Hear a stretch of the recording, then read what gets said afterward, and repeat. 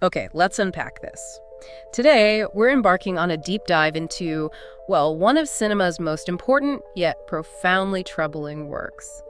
D.W. Griffith's 1915 silent epic, The Birth of a Nation. It really is a film of contradictions. Absolutely. I mean, this film was a landmark, right?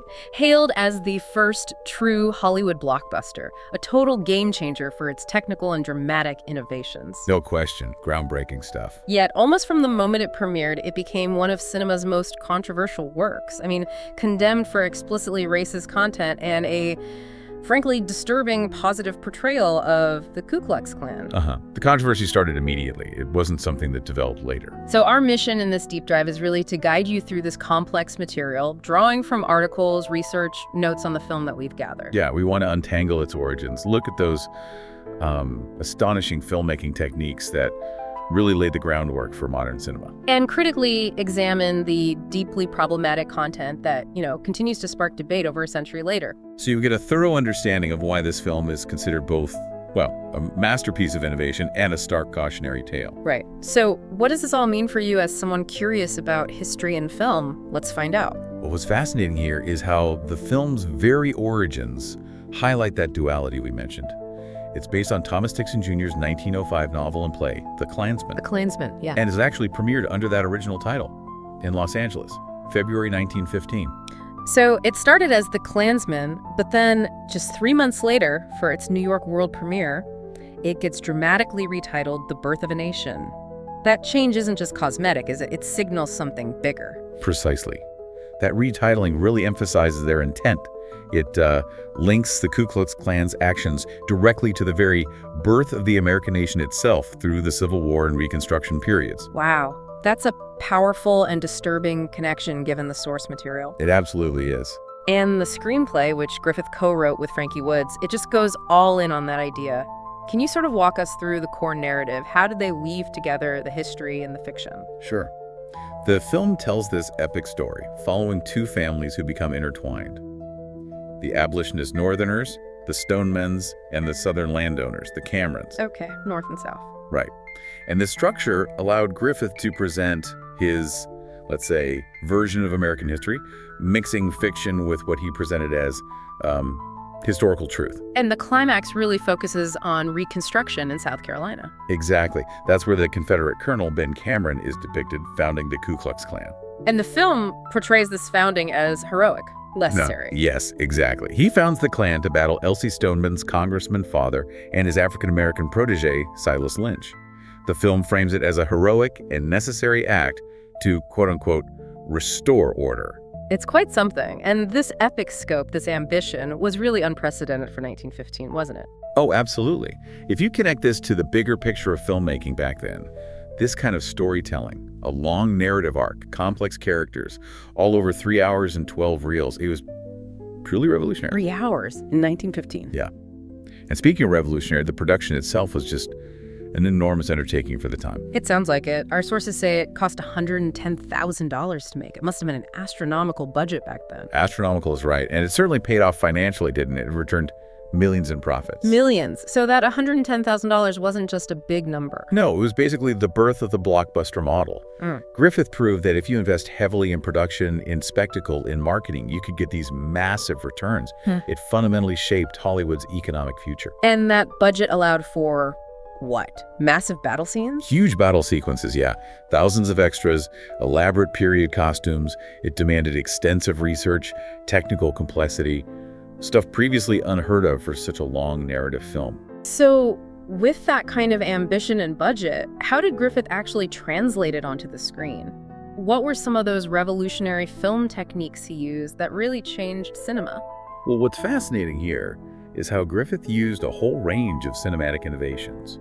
He was essentially developing the language of film as an art form. Like inventing it as he went? Pretty much.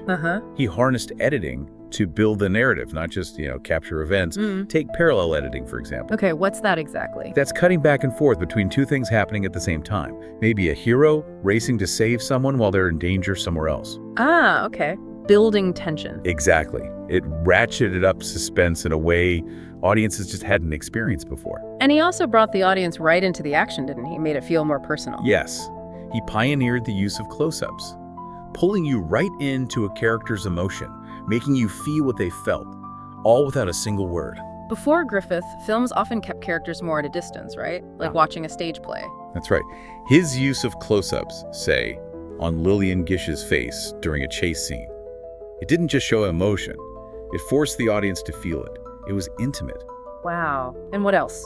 Well, he also used night photography, which was tricky back then, tinting the film stock to convey mood, like blue for night scenes, red for fire.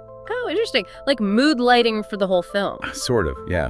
Plus panning shots to follow action, and really revolutionary camera work like high-angle shots looking down or panoramic long shots to show the epic scale. It created a much more dynamic visual experience. And we can't forget the music. Joseph Karl Bryal's 3-hour symphonic score, that was a landmark in itself, wasn't it? Setting new standards for matching music to the visual. Absolutely. Immersing the audience completely. And the performances, too. Lillian Gish, Mae Marsh, Henry B. Walthall. They had to convey such complex emotions entirely through facial expressions and body language. Yeah. No dialogue to lean on. It's remarkable, really, acting at that level, purely visual. This film basically set the standards. Film editing styles, the basics of cinematography. So much of it is still core to the industry today. It's almost hard to imagine how audiences in 1915 must have reacted to seeing all these techniques for the very first time. It must have felt like pure magic. Utterly transformative. Okay, but now we absolutely have to confront the film's controversial legacy head on. Because despite all these incredible innovations, the film is and was condemned for the racism just baked into the script. Particularly its portrayal of black people during the Reconstruction era. How are they depicted? Well, the film portrays black men, particularly after gaining freedom and voting rights, as incompetent, uncivilized, sexually aggressive towards white women. Yeah. Essentially the root of all evil, unfit for freedom. It's a deeply harmful narrative. And maybe most chillingly, it's explicitly positive portrayal of the Ku Klux Klan. Yes. The Klan are the heroes of the second half. And this depiction directly contributed to the Klan's major revival across the country right after the movie's release. It wasn't just a movie, it had real-world consequences. Terrible consequences. And if we connect this to the bigger picture of American social history at the time, the film came out during a period when racist attitudes were sadly very commonplace. It's very much reflected and amplified what's known as the lost cause mythology. Right. For listeners who might not be familiar, can you explain that briefly? Sure. The lost cause was this historical narrative that really took hold after the Civil War, especially in the South. It romanticized the Confederacy, portrayed slavery as somehow benign or paternalistic, and depicted Reconstruction not as an attempt at integration, but as a terrible time of oppression by corrupt Northerners and supposedly ignorant African Americans. And Birth of a Nation basically put that entire ideology on screen in this incredibly powerful new medium. Exactly. So it serves as this crucial, though deeply problematic document of early 20th century American attitudes. Its success powerfully demonstrated cinema's ability to shape public opinion for better, and clearly for worse. It's such a challenging paradox, isn't it? A work that is technically a masterpiece, yet morally reprehensible. It truly is. Modern film scholars recognize it as crucial, yes, but something that must be studied with full awareness of its historical context and its deeply harmful content. You can't separate the art from the impact. It's a stark reminder that artistic achievement and social responsibility don't always go hand in hand. So looking back, The Birth of a Nation remains one of cinema's most important, yet truly troubling works. It might even be the singularly most abhorrent work to hit such ambitious artistic heights. That combination of groundbreaking filmmaking with just deeply offensive content. Yeah. It's jarring. Its technical innovations, as we've discussed, they laid the very foundation for modern cinema. Everything from basic shot compositions, editing patterns, even the economic model for epic storytelling that continues today. Every major filmmaker from the silent era onwards studied Griffith's techniques. You can't understand film history without understanding Griffith. However, its racist content serves as this permanent, chilling reminder of cinema's profound potential for harm, alongside its artistic potential. So, for students of film history, like many listening, this deep dive hopefully shows that The Birth of a Nation is essential viewing. Not because of its message, obviously. Definitely not for the message, but because of its massive, undeniable influence on the medium itself. It demonstrates, maybe more starkly than any other film, how technical brilliance and artistic innovation can coexist with morally reprehensible ideas. Making it a uniquely complex and problematic masterpiece, its legacy is just forever tied to that contradiction, isn't it? It helped create the language of cinema, while simultaneously promoting a vision of America that was fundamentally wrong and deeply harmful. So this really raises an important question for you listening, as someone seeking to be well-informed. How do we, as learners and consumers of media, grapple with works like this? Works that are historically significant for their art, but deeply flawed, even morally reprehensible in their content. Yeah, what does The Birth of a Nation ultimately teach us about the enduring power of stories, movies, books, you name it, to shape and sometimes profoundly distort our understanding of history and society?